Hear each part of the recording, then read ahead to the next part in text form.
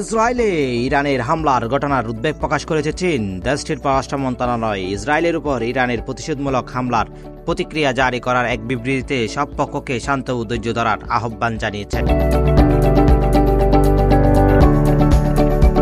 সিরিয়ার রাজধানী দামেস্কে অবস্থিত ইরানি কনসুলেটে ভয়াবহ ক্ষেপণাস্ত্রের হামলার জবাবে ইসরায়েলের হামলা শুরু করেছে তেহরান।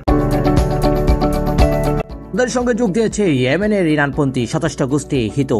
এরপর লেবাননের সশস্ত্র গোষ্ঠী হিজবুল্লাহর পক্ষ থেকে ইসরায়েলে রকেট হামলা চালানো হয়েছে বলে জানানো হয়। বুধবার 14 এপ্রিল চীনের পররাষ্ট্র মন্ত্রণালয়ে একজন মুখপাত্রের বিবৃতিতে বলা হয়েছে, চলমান পরিস্থিতিতে গাজার সংজ্ঞা আরও দীর্ঘ হবে। সংজ্ঞা এখনই শেষ হওয়া উচিত।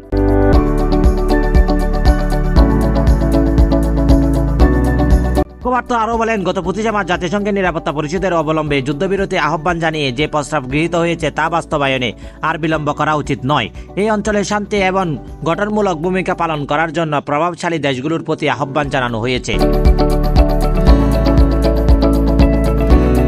একদিকে ইসরায়েলে ইরানের হামলার পর মার্কিন প্রেসিডেন্ট জো বাইডেনের সঙ্গে ফোন আলাপ করেছে ইসরায়েলের প্রধানমন্ত্রী বেনিয়ামিন নেতানিয়াহু।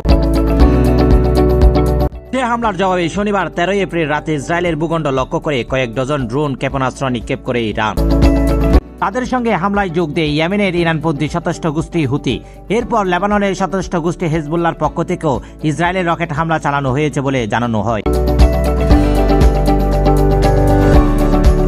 প্রতিবেদনটি তুলে ধরেন Mohammad Jadul Islam Jisan, plus news international, Dhaka.